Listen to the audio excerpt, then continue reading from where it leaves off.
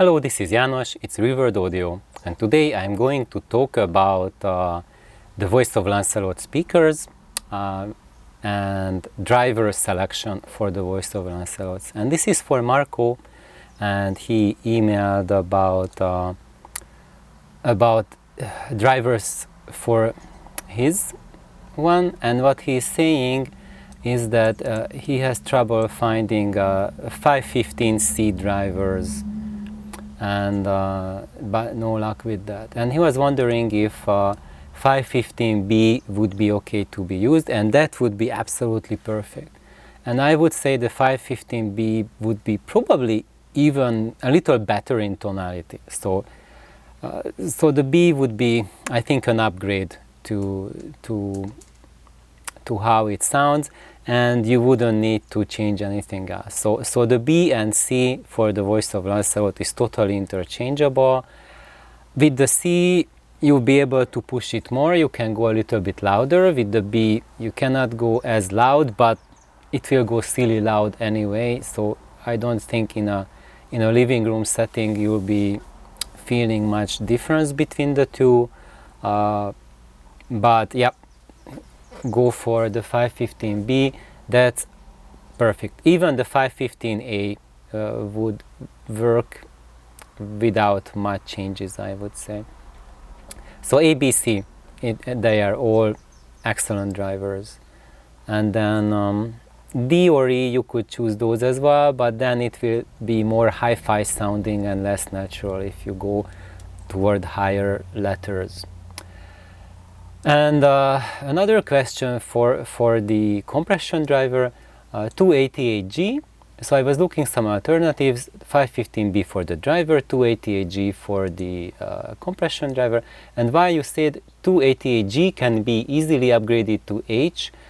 No, actually I didn't say that, but I said that I have G on one channel and H on the other channel, and in this application, when you don't have a horn on them, it doesn't matter which one you use. G or H is identical without a horn. So when used as bare driver, G and H are the same, and no, you cannot upgrade the G to an H because that's like the internal parts. You have to rebuild the driver basically for that, which I never tried. I don't even know if that's possible to do at home, probably not.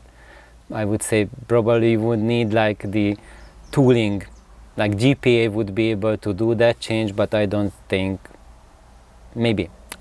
I'm not saying anything more because I never tried it, never even thought about it, but it's the phase plug inside the driver chamber, and I don't know how accessible that is or how feasible that is, because you're working inside the unit with humongous field strength on the inside, and I don't even know what tools you would be able to do, but probably one can really easily damage the driver doing that. So I don't recommend it to anyone to try upgrade G to H.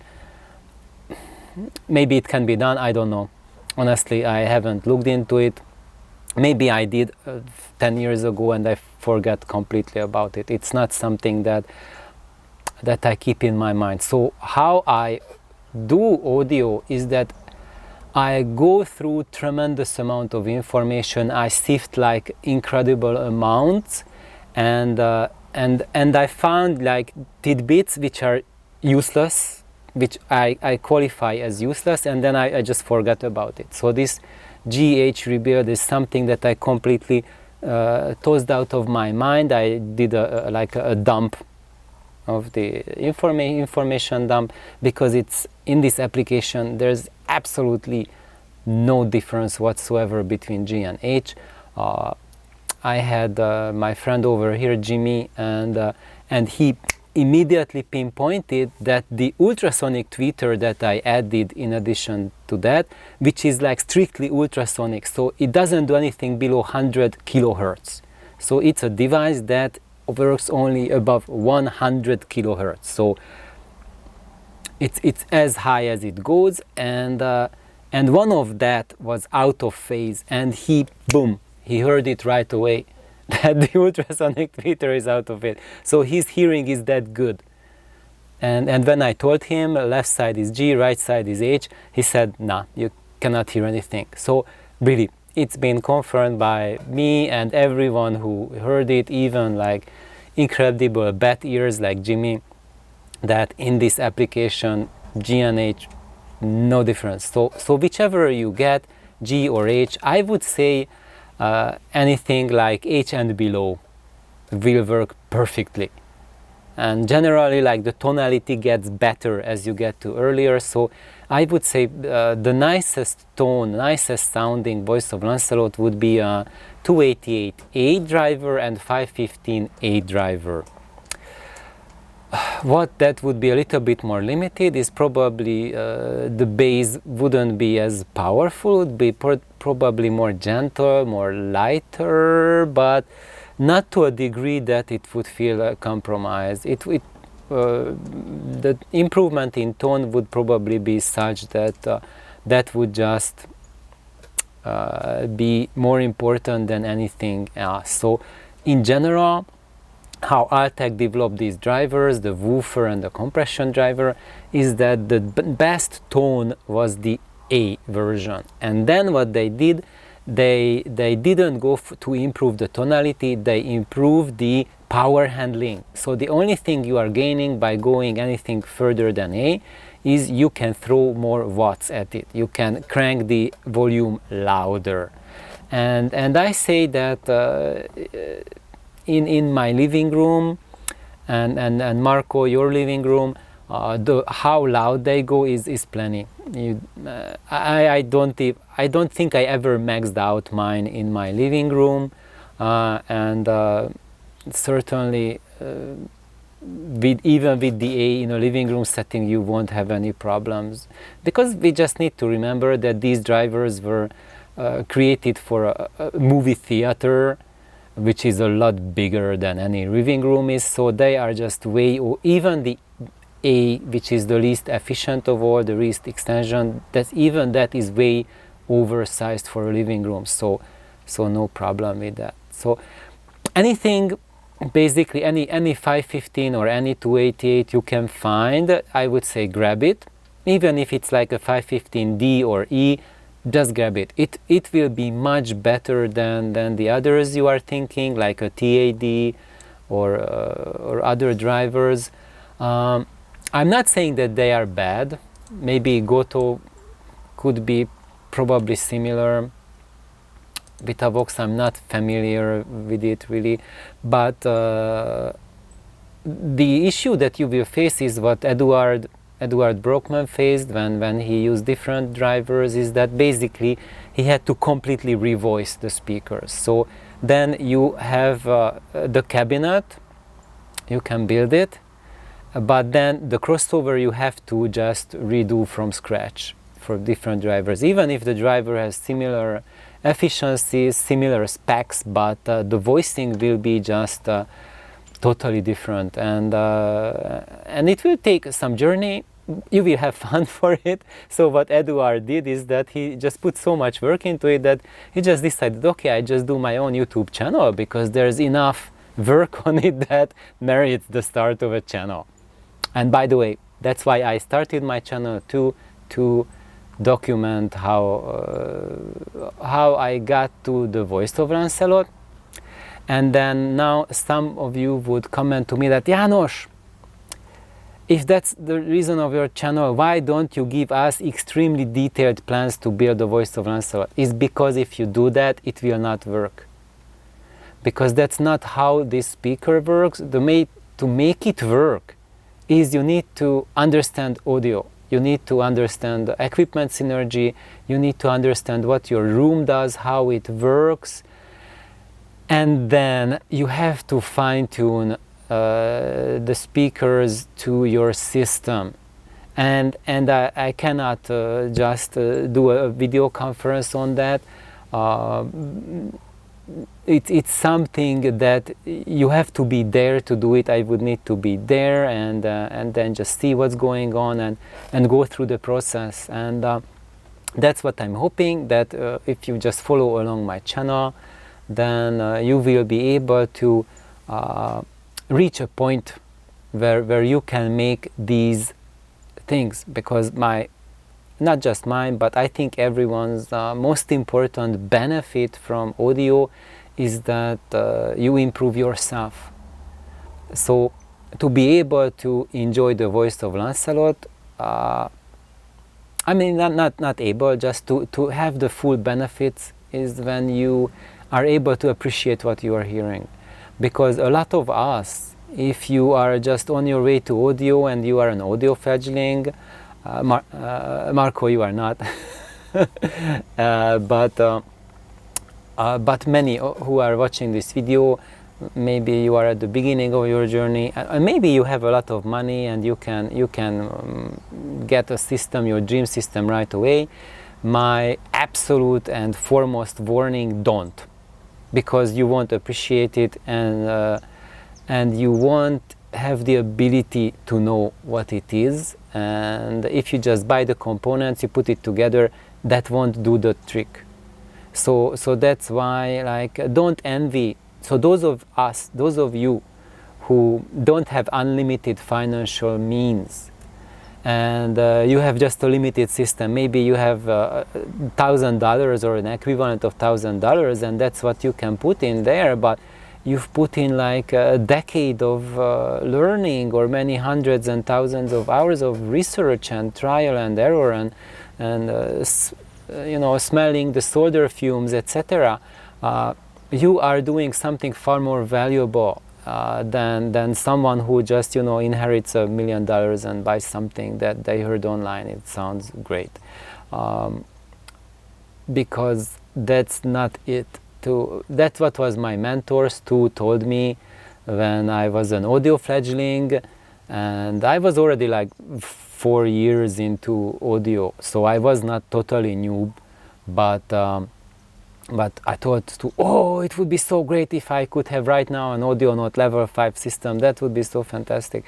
And then Stu said, no, János, don't even think about doing that from here where you are. You just go get the most expensive thing, or what you think or you heard as being the best system, because if you do that, you won't progress, you won't grow up in your hearing and your appreciation of music to be able to enjoy that.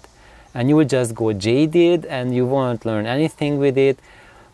After a while, you will be unsatisfied with it, and you think that there's a problem with the system. No, the problem is with you, that you are not ready for it. You don't know what it is you need, because there's no such thing as a perfect audio system, audio gear, amplifier, whatnot. It's all gives us a flavor of reproduction, and with your audio journey, you are finding out what is the flavor you want to hear, what is it that's good for you, that you desire, that fulfills your need. All of us, every single one of us has a need that we are feeling with audio. And you have to find out what is your own need.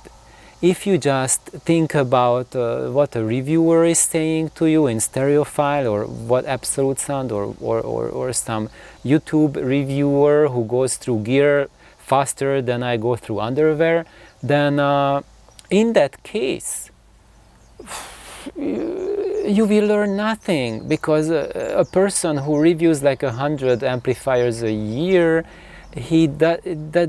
it's like he doesn't even know what those sound, because he spends like a week with them, maybe 2 weeks, and that's not enough to even find out the optimal operating parameters, conditions of that gear, let alone how it suits you on the long run, what would be the best equipment combination for that, which music does it prefer, how does it play it, what mood, what effect it has on you, because that's what you need to figure out, that the system you have, what kind of effect does it have on you. And for example, what I learned with my Voice of Lancelot speakers is that to truly appreciate it, I had to go through the typical audiophile journey. What everyone wants and does, like to get like a more higher detail, higher resolution, pinpoint imaging, etc., etc., dynamic bass, more top end, clarity, transparency, etc., etc. And when I do that, that's how I go through the typical path of an audiophile, and and I recommend the same thing for you as well. Go through the typical path, and when you walk on that path, that's when you realize what are your own needs, what is it that you want, what's the point that you have to jump off from this automated train that's on autopilot and is driving you, I would say, not somewhere to nowhere. So the reviewer train, that consumer train that we are on, when you are just listening to reviewers, listening to etc., it drives you nowhere. And why nowhere? Because next week there will be a different destination.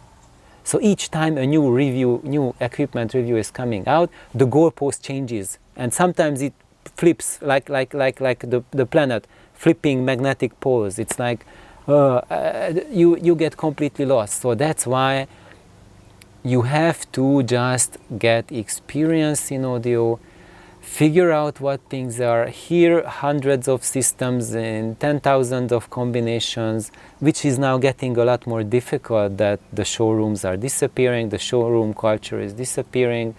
You have to just get together, find local audiophile friends and journey together with them, and get into the habit of loaning gear to each other. You need to find people you trust, and you can swap your amplifiers, speakers, cables, digital sources, turntable, cartridge, whatnot. Wow, swapping cartridges, you really have to trust someone because they're quite delicate and easy to ruin.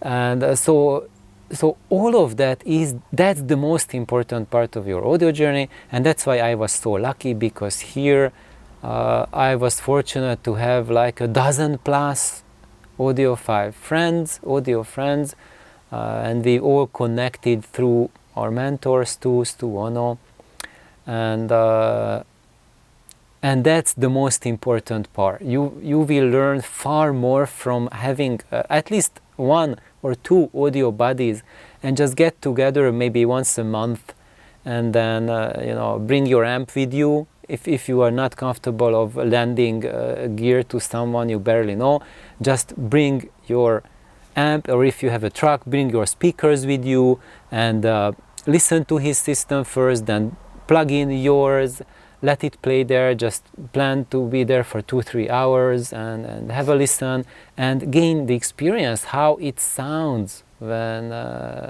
it's in the system. And if you can trust your body enough to leave your speakers there, leave it there and let him listen to it for a week or 2 or 3, and then you come back and listen to it, and then you will see how different it sounds after it's been connected to the system for 3 weeks versus when you heard it when you just freshly connected to it. I don't want to write you a check, but I could write you a check to almost guarantee that it will sound radically different when it's been for 3 weeks connected, and then you will hear the true potential of that speaker in that chain, versus the quick A/B test. You learn absolutely nothing, because whenever you do a component change, it needs time to settle down, at least 24 hours. There's lots of physics about that. I explained that on my channel. I can do more if anyone wants to hear about that kind of thing.